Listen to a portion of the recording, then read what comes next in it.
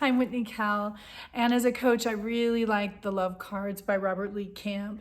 I enjoy helping people get more insight into themselves, and this book is so simple and easy. All you have to do is look at the front for the date of someone's birth and the month.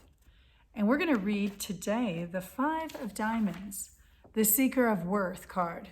So if you're born on January 22nd, February 20th, March 18th, April 16th, May 14th, June 12th, July 10th, August 8th, September 6th, October 4th, or November 2nd, your main card is the Seeker of Worth. Now below I'm going to post the planetary ruling card as well. So if you want to listen to that one, you have multiple cards. So this card, the Five of Diamonds, has its share of challenges and its share of gifts.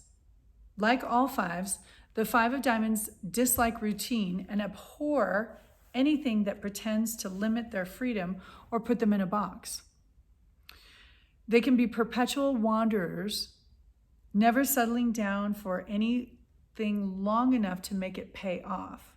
But others find value in a relationship or job and stay with it, creating some security in otherwise insecure lives. The main areas of restlessness include work and relationships.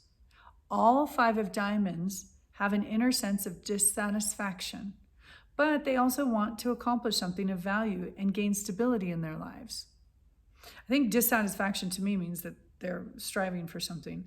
These two ideals often conflict, and it is a trick for them to find a career that gives them both. For many, sales is the work of choice. They can relate to people on all levels, and this gives them great success in this area. There are likely to be financial losses in their life in situations where their kind-hearted nature costs them a great deal. Being closely associated with the Nine of Diamond card makes them very giving people and tells us that there are outstanding debts to be paid in this life from the past. These people are givers who love to share their resources with their family and close friends. Though at times they seem to be taken advantage of by others and may resent it, for them, giving is both a gift and a lesson. They are inherently spiritual, being situated in the Neptune column, and know what is of true value. Their knowledge extends to the psychic realms. Many Five of Diamonds have great ability in this area. The challenge comes in practicing what they know. They come into this life with a certain amount of karma, which often takes considerable hard work to discharge. If they are lazy, there will be many problems. They must practice what they know and do what it takes to get the job done without shirking responsibility.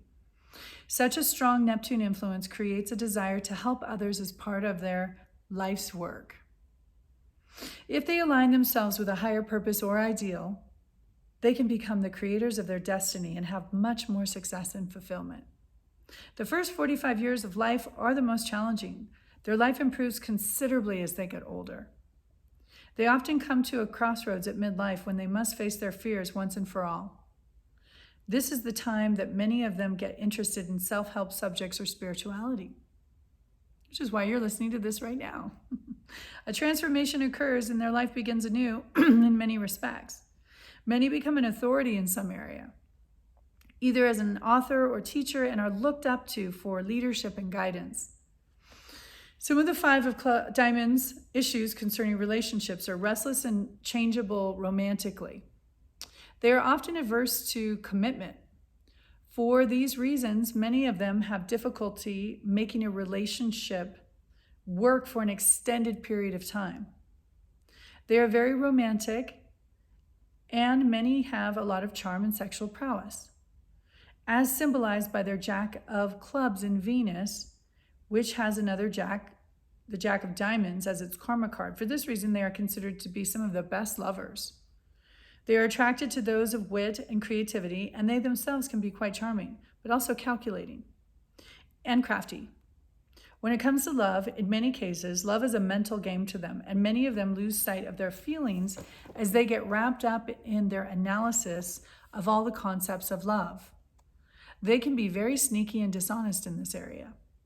If they so choose, at the same time, contact with books and other educational material about love and relationships always has a tremendous impact on them and brings them up to a higher level and more happiness. The whole concept of marriage and the yearning for intimacy that love requires is a major challenge for them. One that they are sure to deal with often during the course of their life. Being a 5, they often will not want to return to the confinement of the box that marriage can represent. They want to explore and undertake new adventures.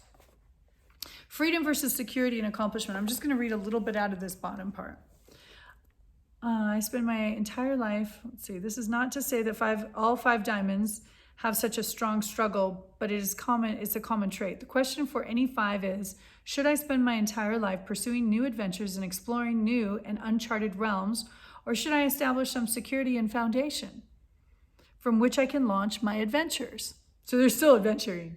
It is interesting that most people equate money with freedom. They tell you that money does not buy happiness, but it does give you the freedom to do what you want when you want, and opens many doors of possibility that were once closed.